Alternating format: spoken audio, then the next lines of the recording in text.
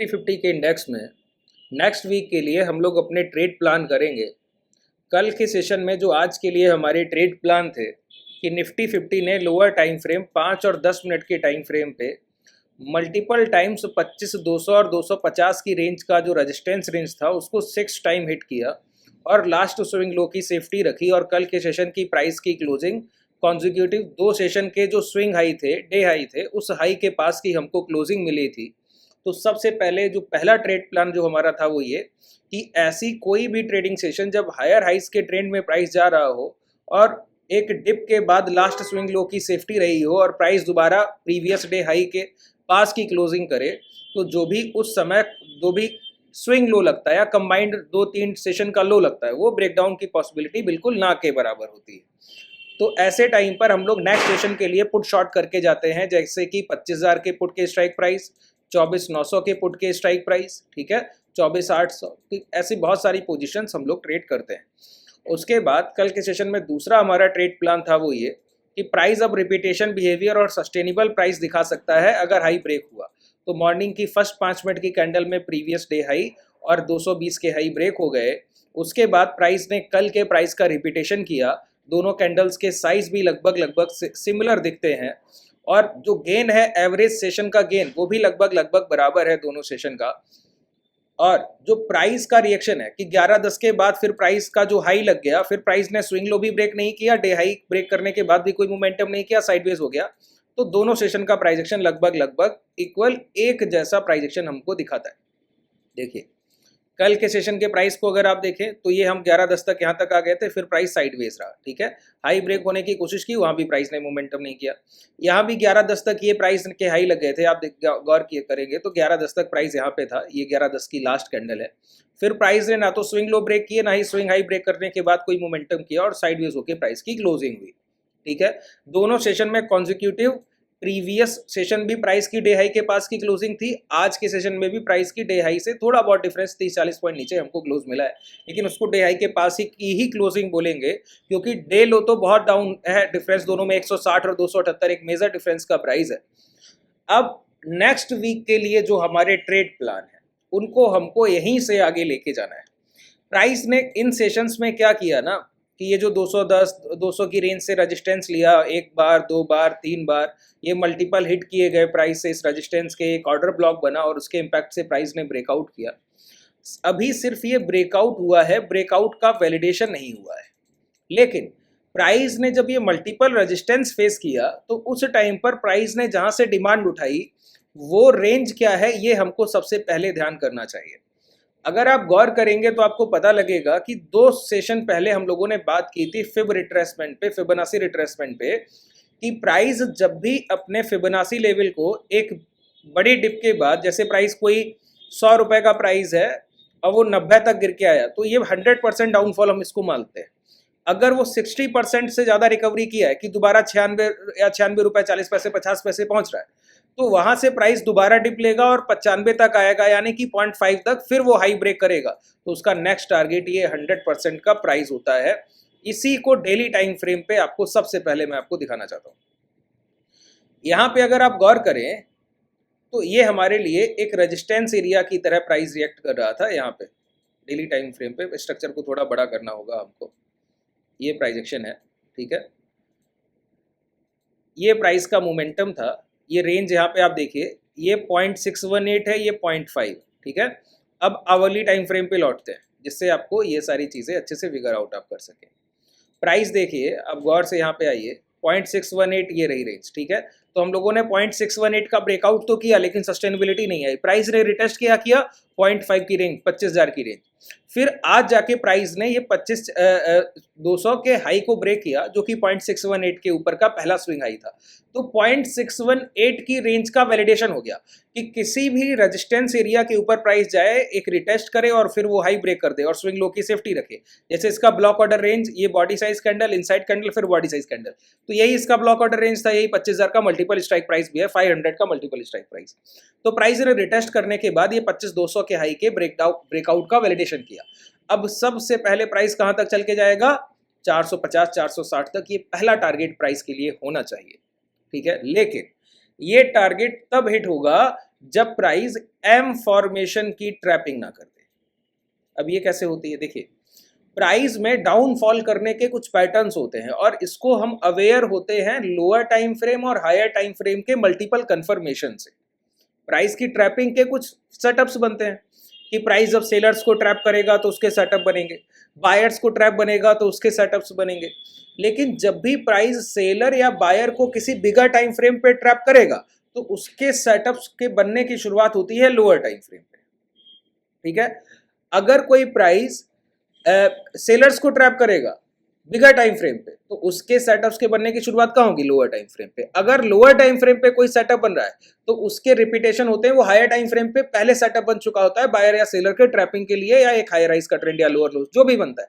Price अपने time frame में भी रिपीटेशन करता है और लास्ट के 3 ट्रेडिंग सेशन के प्राइजेशन का भी रिपीटेशन करता है। दो यही चीजें आपकी ट्रेडिंग में सबसे ज्यादा महत्वपूर्ण है। आप समझ लीजिए कि पिछले 3 ट्रेडिंग सेशन का जो प्राइजेशन रहा, अगर उसके रिपीटेशन पे आप काम करें, जैसे कल के सेशन को जिन लोगों ने अच्छे से समझा तो उन्होंने देखा कि मॉर्निंग में अगर प्राइस ने पहला इंपैक्ट मोमेंटम अच्छा कर लिया है,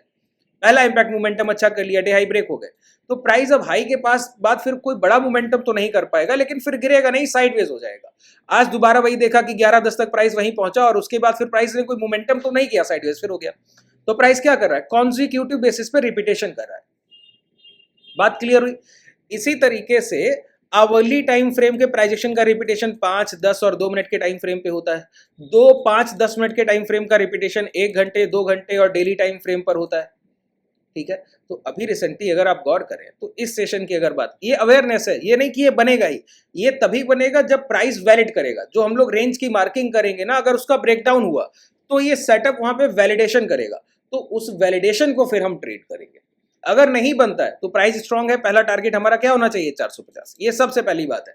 जब तक कि प्राइस लास्ट स्विंग हाई यानी कि प्रीवियस जो स्विंग हाई लगा था, अभी हम लोगों ने क्या ब्रेकआउट किया बताइए, ये ब्रेकआउट किया 25,220, 230। जब तक प्राइस 25,220 की रेंज के नीचे ट्रेड नहीं करेगा तब तक इस सेटअप पर कोई हमको ट्रेड अपॉर्चुनिटी देखनी ही नहीं। आज भी अगर आप गौर करें तो प्राइस ने एक हाई लगाया, हाई लगाने के बाद उस हाई के ऊपर जाने की कोशिश तो की, लेकिन स्विंग लो के पास क्लोजिंग की। हालांकि स्विंग लो का वैलिडेशन यहां भी नहीं हुआ कि लो ब्रेक होने के बाद कोई बड़ा मोमेंटम मिला हो, लेकिन जब प्राइस एक हायर हाइस के ट्रेंड से आता है ना, तो वो इंस्टेंट कोई ब्रेकडाउन नहीं करता है। वो पहले प्राइस सेट होता है डाउनफॉल के लिए कि एक करेक्शन फेज में जाएगा, फिर दोबारा लौट के हाई ब्रेक करेगा। ठीक है, तो अभी हो सकता है कि प्राइस सेट हो रहा हो और उसमें जो है शॉर्ट सेलिंग के जो सेटअप्स हैं वो यही है कि प्राइस एक हाई लगाएगा, एक पुल बैक आएगा, उस हाई को ब्रेक करने की कोशिश होगी, फिर दोबारा प्राइस उसी लो के अंदर आके फिर एक डाउनफॉल करके स्विंग लो तक आएगा। स्विंग लो का ब्रेकडाउन ना हम लोगों ने यहां देखा, ना यहां अभी देखने की कोई पॉसिबिलिटी दिखती। बात क्लियर हुआ? तो इस पॉइंट को समझिए। अब ये प्राइजेक्शन देखिए, अगर मैं आपको दिखाऊं, प्राइस ने एक हाई लगाया, इंपैक्ट लो, हाई ब्रेक करने की कोशिश, बायर्स इन्विटेशन, एसएल स्वीप होना। आज के प्राइस में ये छोटा सा इंपैक्ट दिखता है क्योंकि price last swing height break करके ट्रेड कर रहा था। अब इसी चीज को जब आप आवरली टाइम फ्रेम, ये 5 मिनट के टाइम फ्रेम के प्राइजेक्शन है, इसी चीज को जब आप आवरली टाइम फ्रेम पे देखते हैं तो यहाँ पे हमको क्या दिखता है, ये ब्रेकआउट, एक हाई लगा, पुल बैक, ब्रेकआउट, ब्रेकआउट के बाद अब इंपैक्ट हाई हमारा क्या है, 328 आज का डे है, इसको मार करके बैठ गया। ठीक है, आज का डे हाई क्या है, इंपैक्ट हाई। देखिए कैसे मल्टीपल टाइम फ्रेम को हम लोग यूज करते हैं अपने फेवर में और कैसे ट्रेड प्लान करते हैं। आपको बस यही इस सेशन से समझना है। आप लोग कहते हैं ना कि प्राइस को अप्रोच करने के लिए आवरली टाइम फ्रेम देखना है, डेली देखना है, समझ ही नहीं पाते हैं। प्राइस में आपको अपने फिगर आउट करने हैं कि किस सेटअप के रिपीटेशन की पॉसिबिलिटी सबसे ज्यादा हायर है। अगर आप उन दो प्रोबेबिलिटी को पकड़ लें कि हायर हाइस ट्रेंड किससे आएगा और अगर प्राइस डिप लिया तो डाउनफॉल किस सेटअप से आएगा, और वो आएगा किससे, जो आवरली और लोअर टाइम फ्रेम 5, 2, 10 मिनट के टाइम फ्रेम और डेली टाइम फ्रेम के प्राइजेशन पे कहीं ना कहीं रिपीटेशन की तरह बिहेवियर कर रहा होगा। और वो अगर सब एक जैसे सेटअप बन रहे हैं तो उसके रिपीटेशन की पॉसिबिलिटी है। जैसे प्राइस ने कल लास्ट डे हाई ब्रेक किया, स्विंग हाई, और फिर डे हाई ब्रेक करने के बाद कंसोलिडेशन किया, आज भी प्राइस ने डे हाई ब्रेक किया, कंसोलिडेशन किया। अब फर्दर अगर मोमेंटम आएगा ना, प्राइस 450 तक जाएगा, तो यही ट्रेंड है। तो आप समझ लीजिए आज की क्लोजिंग हमारी 280 के आसपास है। अब प्राइस 328 ब्रेक करेगा तो मैक्स मोमेंटम कहां तक है, 450 तक है। उसके बाद 25,500 का मल्टीपल स्ट्राइक प्राइस है, वहां पर हाईएस्ट ओपन इंटरेस्ट होगा। डायरेक्टली तो आप ब्रेक नहीं कर पाएंगे, एक सेशन का तो कंसोलिडेशन लगेगा, कुछ नहीं तो 3-4 घंटे का कंसोलिडेशन लगेगा, रिट्रेसमेंट भी लगेगा प्राइस को। तो आप डायरेक्टली हाई ब्रेक करके तो मोमेंटम नहीं कर पाएंगे। तो प्राइस को अगर 25,450 तक मंडे या ट्यूसडे किसी सेशन को जाना भी है तो उसके प्राइस एक्शन का रिपीटेशन फिर वही होगा कि मॉर्निंग के फर्स्ट आवर में एक स्ट्रॉन्ग कैंडल का फॉर्मेशन और सेकंड हाफ में प्राइस का साइडवेज हो जाना, और सेकंड हाफ में अगर 25,500 ब्रेक हुआ फिर एक रैली वहां से ड्राइव की जाएगी। ठीक है, तो प्राइस का रिपीटेशन बायर्स के लिए जो सेटअप है वो यही रिपीटेशन है, लेकिन सेलर्स के लिए अभी कोई प्राइस एक्शन का रिपीटेशन हम लोगों ने नहीं देखा। लेकिन अब जो धीरे धीरे प्राइस बिल्ड करने की कोशिश कर रहा है ना, उसको हम पहले पकड़ के रखें और उस पर प्री प्लान अगर अपनी चीजें रखें तो कभी भी ये एग्जीक्यूशन का मौका मिला तो इसको हम हाथ से नहीं जाने देंगे। क्या कि एक लास्ट स्विंग हाई हम लोगों ने मार कर लिया, प्राइस ने 25,220 वही 0.618 के अबव की रेंज के स्विंग हाई लगाए और वहां से डिप लेके जो लो लगे वो 25,000 के लगे। प्राइस ने डायरेक्टली जाके ये स्विंग आई, आपने वहां से इतना बड़ा यहां से यहां तक के मोमेंटम में अगर आप गौर कीजिए कोई भी इंपैक्ट मोमेंटम 200 पॉइंट के डाउनफॉल का दिखाइए। एक पूरी रैली के बाद पहला 200 पॉइंट का पुल बैक था और उसके बाद आपने क्या किया, एक मल्टीपल रिटेस्ट से 2 ही सेशन के अंदर तीसरे सेशन में ब्रेकआउट कर दिया प्राइस का। अगर ये ब्रेकआउट वैलिड है, एक्यूमुलेशन अच्छा हुआ है, हालांकि एग्रेसिव एक्यूमुलेशन था, 6 टाइम रेजिस्टेंस को रिटेस्ट किया गया, एग्रेसिव एक्यूमुलेशन था। अगर सेलर्स यहां पर एग्रेसिव नहीं है तो प्राइस सस्टेन करेगा, सस्टेन होने के बाद 328 का ब्रेक होगा ना, और ये पहला टारगेट 450, 25,500 ब्रेक होगा तो हायर साइड। लेकिन अगर प्राइस ने ये ब्रेकआउट फेलियर किया तो ये ब्रेकआउट ट्रैपिंग बोली जाएगी। ब्रेकआउट ट्रैपिंग का मतलब प्राइस दोबारा लौट के इसी 25,220 की रेंज के अंदर एंटर करेगा और उसके बाद डिप लेते हुए प्राइस का पहला टारगेट 25,100 और वही 25,050 की रेंज तक हो सकता है, लेकिन 25,000 के ब्रेकडाउन की पॉसिबिलिटी हमको नहीं देखनी, बस एक ऐसा रंटिंग होगी। अच्छा एक बात समझिए, यहाँ पे जिन लोगों ने आज के सेशन में पोजिशनल लॉन्ग के ट्रेड्स लिए उन्होंने कोई गलती तो नहीं की। प्राइस एक्शन के बेस पे अगर आप देखें पोजिशनल ट्रेड्स लेने नहीं चाहिए तो ये एक आप गलती बोल सकते हैं, बाकी उनकी कोई मिस्टेक तो नहीं है क्योंकि प्राइस ने ब्रेकआउट किया, बस वैलिडेशन नहीं किया क्योंकि ब्रेकआउट के बाद जो इंपैक्ट हाई लगा प्राइस रिट्रेसमेंट करे, अब हाई ब्रेक करे तो ब्रेकआउट का वैलिडेशन, अब पोजिशनल ट्रेड ली जाती है। तो एक यही गलती है कि ब्रेकआउट पे ट्रेड लिया है, ब्रेकआउट वैलिडेशन पे नहीं लिया। तो जो एग्रेसिव ट्रेडर होता है ना वो ब्रेकआउट को ही ट्रेड करता है, ब्रेकआउट वैलिडेशन को वही ट्रेड करते हैं जिनको एक्यूरेसी हायर चाहिए। ठीक है, जो कुछ ट्रेड्स ब्रेकआउट के अच्छे चल भी जाए वो उसको भी स्किप कर देंगे, लेकिन वो एक्यूरेसी अपनी हायर चाहते हैं इसलिए वो ब्रेकआउट वैलिडेशन ट्रेड करते हैं। लेकिन जिन लोगों ने भी यहाँ पे लॉन्ग की पोजीशंस एग्जीक्यूट की हैं उनका स्टॉप लॉस का प्राइस क्या है, लिक्विडिटी स्वीप होना 25 से 120 की रेंज, इसी के नीचे स्विंग लो के नीचे स्टॉप लॉस आप रखेंगे। तो अगर प्राइस 25,200 के अंदर एंटर किया तो ये 70 पॉइंट तो हमसे छूटेगा, उसके बाद 25,200 के 220 के ब्रेकडाउन के बाद 5 मिनट की कैंडल की क्लोजिंग और 2 मिनट के टाइम फ्रेम पे अगर लो ब्रेक होने लगे तो पहला टारगेट 25,100 होगा डाउन साइड, हायर साइड 25,328 के ब्रेकआउट के बाद पहला टारगेट 450 होगा। ठीक है, अब ये दोनों चीजें किस पे प्रेफर करेंगी, पूरी तरीके से डिपेंडेंसी किस पे होगी, इंडिया विक्स पे। प्राइस वॉलेटाइल है अभी रिसेंट मार्केट में, अगर आप इंडिया विक्स के बिहेवियर को रीड करेंगे पैटर्न को तो आपको समझ आएगा कि इंडिया विक्स 10.3 आज की 10.10 की हमारी क्लोजिंग है, और जब ये इंडिया विक्स का बॉटम है, ये आईवी का बॉटम है, इंप्लाइड वॉलेटिलिटी इससे लो नहीं हो सकती मार्केट में, तो प्राइस को मोमेंटम तो करना है और आईवी हाई जा नहीं रही है। तो प्राइस क्या करता है ना, मॉर्निंग जैसे ही मार्केट ओपन होता है तो इंडिया विक्स 2-2.5% पॉजिटिव खुलता है। तो जिन लोगों के अंदर ये मिथ था ना कि जब प्राइस डाउन फॉल करता है तो इंडिया विक्स तभी बढ़ता है, नहीं, अब ट्रेंड के टाइम पर भी इंडिया विक्स बढ़ता है जब वो बॉटम पे होगा और वॉलेटिलिटी अगर प्राइस को 150 पॉइंट का भी अपसाइड मोमेंटम करना है तो इंडिया विक्स को 1.5-2% पॉजिटिव रहना होगा। अगर वो 1-1.5% नेगेटिव हुआ तो मोमेंटम हो ही नहीं पाएगा, चॉपी मार्केट हो जाएगा साइडवेज, 60-70 पॉइंट की रेंज में पूरा सेशन कट जाएगा। जैसे आज का दिन अगर आप देखें यहाँ पे इंडिया विक्स में तो पहले 5-10-15 मिनट ही आपको पॉजिटिव दिखेंगे ये, उसके बाद जैसे ये डिक्लाइन की शुरुआत हुई फिर 11 बजे के बाद प्राइस गिरते ही रहा, यहाँ तक ये ब्रेक डाउन नहीं हुआ। जैसे ये लो ब्रेक हुए आप देखिए 11 बजे के बाद फिर प्राइस इंडिया विक्स गिरता रहा, तो प्राइस का मोमेंटम क्या है, उसके बाद कोई मोमेंटम ही नहीं है प्राइस में उसके बाद। तो अगर 25,220 को ब्रेक डाउन करना है तो सबसे पहले इंडिया विक्स का हायर साइड होना, एक रेड बॉडी साइज कैंडल बनना या हैमर कैंडल बनना, प्रीवियस डे का स्विंग लो यानी कि 25,250 का ब्रेक डाउन होना, फिर पहली कैंडल के इंपैक्ट लो ब्रेक होना और उसी के साथ 25,220 के अंदर एंट्री करना। 2 मिनट के टाइम फ्रेम पे वैलिडेशन 100-150 पॉइंट का टारगेट आपके फेवर में ये आएगा ही आएगा, अगर डाउन साइड ये पहला इंपैक्ट फॉल बना तो। ठीक है, उसमें भी हम 0.5 को रिटेस्ट ही करेंगे, ब्रेकडाउन तो करेंगे नहीं।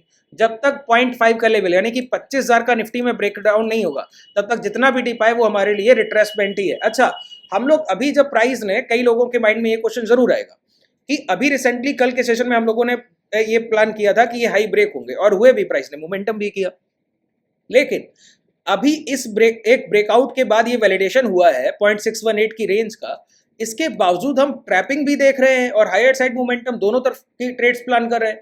वन डायरेक्शनल ट्रेड्स की प्रेफरेंस वेटेज क्यों नहीं दे रहे, जो हम लोगों ने कल के सेशन में किया कि 25,000 तो ब्रेकडाउन होगा नहीं, तो मैक्स पॉसिबिलिटी लिक्विडिटी स्वीप हो जाना या हाई ब्रेक करके मोमेंटम करना या प्राइस का साइडवेज हो जाना, गिरेगा नहीं, 25,000 ब्रेक नहीं होगा। लेकिन आज ऐसा प्लान मंडे ट्यूसडे के लिए क्यों नहीं कर रहे हैं?